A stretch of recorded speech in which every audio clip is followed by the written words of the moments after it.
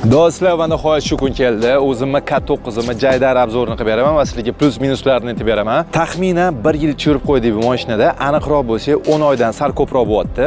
Xullas 14.000-15.000 kilometr yurib qo'ydi bu mashina. Mana shu videolarda ko'rsanglar bo'ladi va minuslaridan boshlayman. Birinchi minusi mashina katta, suzib yuradigan mashina. Unaqa bosishaman desanglar, manyovrlik qilib yuraman desanglar, bu mashina sizlarga to'g'ri kelmaydi va razgon olishi ancha sekinroq. Ikkinchisi расход, benzinning расходi. Misol uchun nima bilan solishtirsak bo'ladi, buni Malibu atmosferniy, Malibu turbolar bilan bir xil расход qiladi 100 kilometrga. Balki даже 1-2 litr ko'proq bo'lishi mumkin. Misol uchun apkatkadan chiqishidan oldin 18-20 litr yeyotdi 100 kilometrga. Mana bu apkatkani chiqib bo'ldi, taxminan shaharda 15-18 litr yeyotdi. Bochka taraflarga yursa 10 litr 100 kilometrga yeyotdi. Endi pluslarga o'tamiz. Birinchi plusi ko'rinishiga bitta baho beringlar. Old tarafdan, orqa tarafdan salonlariga va asosiy plusi bu mashinani, endi bu biznes emas, S-klass mashina hisoblanadi va eng qizig'i, xohlasanglar rulda o'tirib ketsanglar bo'ladi, xohlasanglar haydovchilar ham orqada mazza qilib komfortda joylarga yetib olsanglar bo'ladi. Ikkinchi plusi bu yerda 3.3 litrli atmosferniy motor turadi, ya'ni 300 ot kuchi. Eng qizig'i, bizani shu benzinimizga kaprizni emas,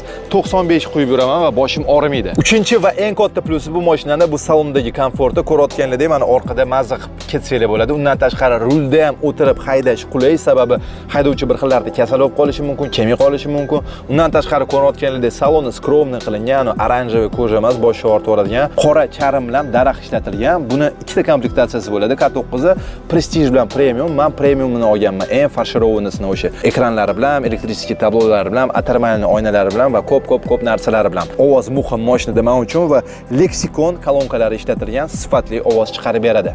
O'zi bu mashina prezidentskiy hisoblanadi va bekordan bekorga emas, sababi bir xil prezidentlarning kortejida bu mashinani ko'rishingiz mumkin. Undan tashqari jahon, O'zbekistonda bu mashinadan sandan tashqari kim yuradi deb so'rasanglar, misol uchun biznesmenlardan Jahongir aka Navruzov, Befit'ning asoschisi, ikkinchisi Hamro Sobirov, o'zimni tanishim katta biznesmen va ko'pgina biznesmenlar bor. Davlat xodimlaridan Davroniki Vahobov va katta seriozniy strukturalarni boshlovlari shu mashinada yurishadi. Do'stlar, shunaqa Jaydar obzor bo'ldi. Sizlarga yoqqan bo'lsa, foydali bo'lgan bo'lsa, like bosib, uzoqda o'zingizlarning fikrlaringizni qoldiringlar va endi eng qizig'iga kelamiz, narxlarga. Mana Kia Uz saytida Prestige komplektatsiyasi K9 800 million 910 ming so'm ekan va eng qizig'i premium mandagi komplektatsiya 1 milliard 129 million so'm turar ekan. Lekin meni nomimdan kelib xarid qilsangiz, sizlarga albatta chegirma qilib berishadi.